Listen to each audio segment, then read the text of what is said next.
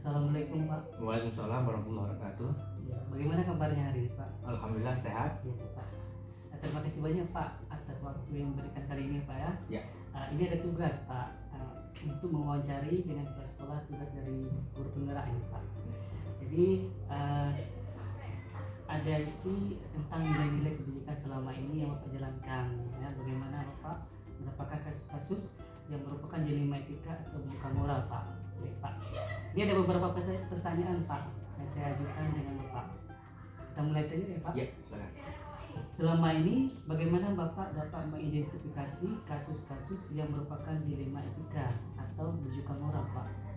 Jadi yang pertama sekali kita lihat tentang kasus-kasus yang benar versus kebenaran, kemudian tentu kasus benar versus lawan yang tidak benar, itu dia. Jadi kita akan melihat dua kasus ini. Nah, kalau dia kasus benar yang benar, berarti ini kita mencari kesimpulan mana yang lebih benar. Ya. Kalau kasus kebenaran lawan keburukan, kebajikan lawan keburukan, tentu kita berpegang pada kasus yaitu yang lebih pada kebenaran. Itu dia. Baik Pak. Kemudian Pak, pertanyaan selanjutnya, selama ini bagaimana Bapak menjalankan pengambilan keputusan di sekolah, terutama untuk kasus-kasus di mana ada dua kepentingan yang sama-sama benar atau sama-sama mengandung nilai kebajikan Pak? Ya. Nah, ini dia. Seperti yang saya katakan tadi, kasus kebenaran lawan kebenaran. Nah, yang pertama kita tentu ada hal tiga dasar yang harus kita pikirkan. Yaitu yang pertama sekali yaitu based and thinking. Ya, kemudian karena saya nggak terima lagi karena Pak Sukri bahasa Inggris, kemudian rule based thinking, based rule and thinking. Nah, jadi selanjutnya care based thinking. Nah, jadi ini dia yang menjadi dasar kita. Apakah dia itu suatu kepedulian kita, kemudian apakah kita mengambil kesimpulan berdasarkan aturan ataupun kita mengambil keputusan hasil akhir bagaimana yang terbaik. Ini menjadi dasar pemikiran kita dalam mengambil suatu kesimpulan. Jadi kalau sama-sama baik tentu masuk di ketiga-tiganya. Masuk ketiga-tiganya, dan mana yang masuk ketiga-tiganya ini mempunyai kelebihan dari yang baik-baik tadi. Nah, di dalam mengambil keputusan tersebut, apakah ada langkah-langkah atau prosedur yang seperti apa yang Bapak lakukan selama ini? Ya, tentu pertama kita lihat dulu problemnya apa. Kan ini melihat masalahnya apa. Setelah kita melihat masalah, kemudian baru kita buat kajian. Nah, kita buat kajian, kita ambil data, fakta dan sebagainya, kita kumpulkan, termasuk regulasinya tadi. Kita kumpulkan semuanya itu, setelah dapat kita musyawarahkan. Ini loh faktanya, ini loh regulasinya, ini loh kebajikannya, baru kita ambil suatu kesimpulan bersama-sama. Hasil musyawarah kita bersama-sama, karena sama-sama baik, maka kita mungkin membeli yang terbaik. Contohnya, calon presiden semua anak-anak bangsa yang baik itu. Iya benar. Ya, pasti kita milih menurut kita mana kita sepakat mana calon kita yang terbaik dari yang baik-baik ini. Masa ada 200 juta rakyat Indonesia, 3 orang pasti itu yang terbaik. Tapi kita akan mempunyai kesimpulan menurut kita, hasil musyawarah kita mana yang paling terbaik. Nah, itu dia.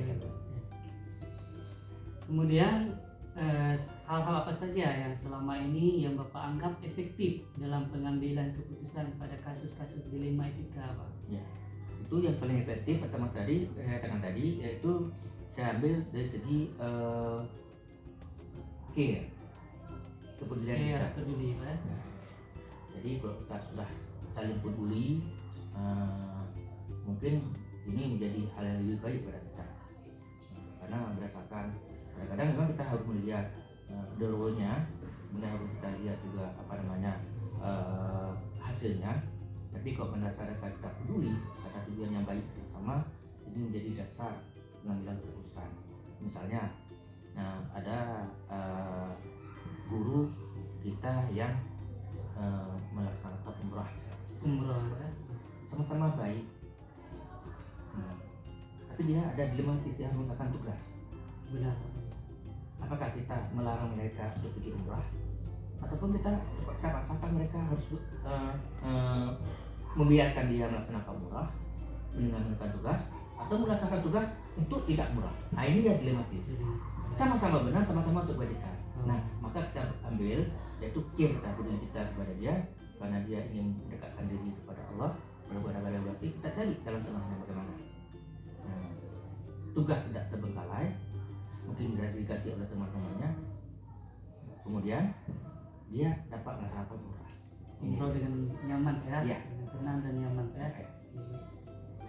Kemudian selama ini apakah ada tantangan dalam pengambilan keputusan pada kasus-kasus dilema etika ini, Pak? Tentu banyak. Banyak ya, Pak? Tentu banyak tantangan yang kita.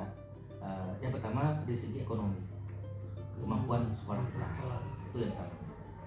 Mungkin karena memang kekurangan kemampuan sekolah kita di tantangan yang paling utama. Misalnya kita sedang melaksanakan kegiatan-kegiatan yang kadang-kadang memang harus kita laksanakan, tapi memang ekonomi kita kurang. Misalnya saya contohkan, ada kegiatan misalnya 17-an, ini kita mendekati Maulid. Ini kan dilematis, Pak. Karena juga kita harus setuju bersama-sama masyarakat. Nah, adapun yang lain-lain tantangan-tantangan kita mungkin dalam mengambil kebijakan, yaitu gimana budaya sekolah yang kita lakukan secara nasional itu dia sesuai dengan budaya masyarakat.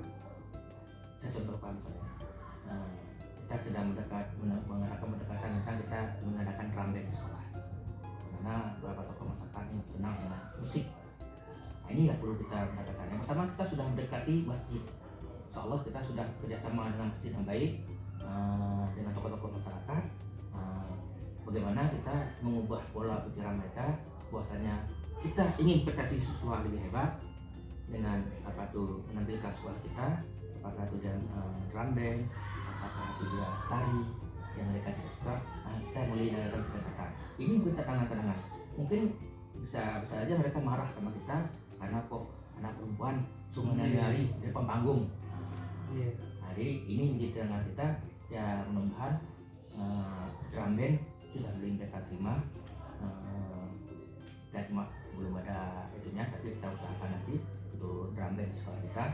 Cuma tadi ini masih perlu pendekatan-pendekatan lagi supaya mereka mau menerima bahwasanya menari itu untuk siswa dan siswi, bahwasanya itu hanya kita menggerakkan bagaimana siswa itu berprestasi, berani tampil di depan panggung, sehingga mengubah pola pikir dia dan dia menjadi anak-anak yang bertanggung jawab terhadap tugas yang kita berikan. Itu sebenarnya yang kita inginkan.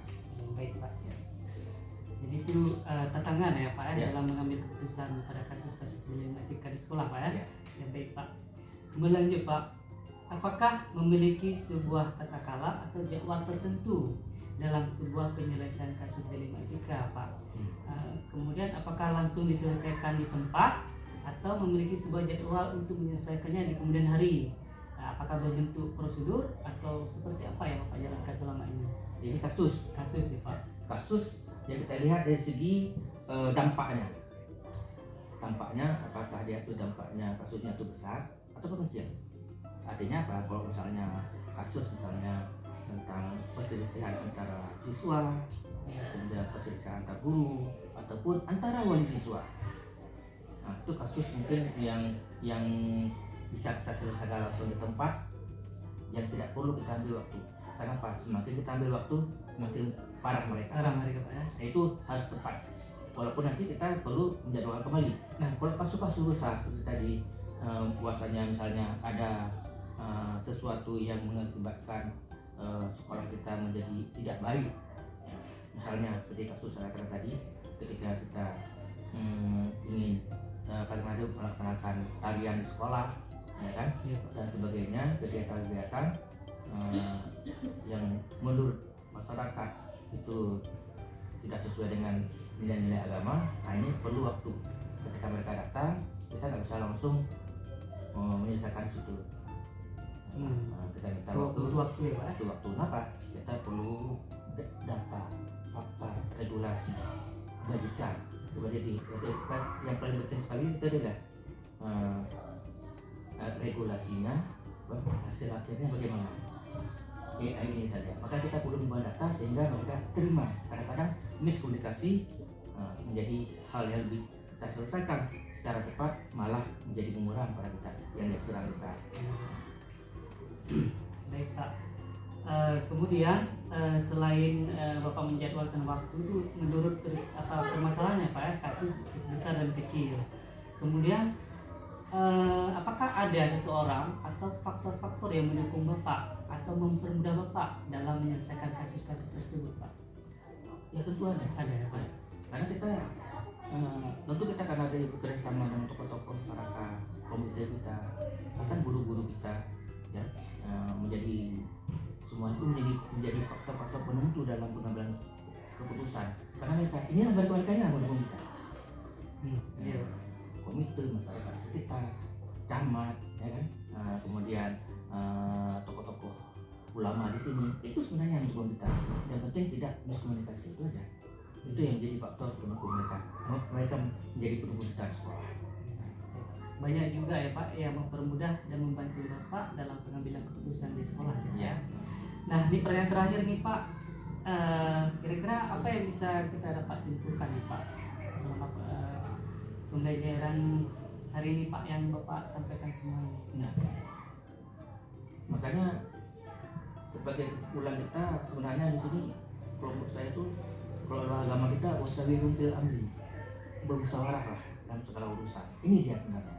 Maka setelah kita musyawarahkan dengan berbagai elemen, apakah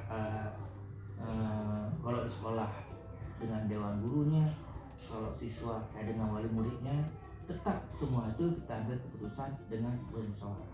Nah, dalam musyawarah ini kita sebagai pendidik, sebagai pengambil keputusan itu kita sudah mengkaji lebih dulu, di mana dari segi regulasinya, di mana segi hasil akhirnya. Kemudian satu lagi berkata tadi ada 3 dasar pemikiran yang kita ambil, yaitu tadi yang pertama base and thinking, berkata pada hasil akhir. Kemudian rule based thinking dan care based thinking. Semua itu kita laksanakan secara musyawarah. Itu saya rasa. Baik Pak, semuanya di apa ya Pak ya? Baik Pak, hanya itu saja wawancara kita kali ini Pak. Terima kasih banyak atas waktunya Pak. Ya.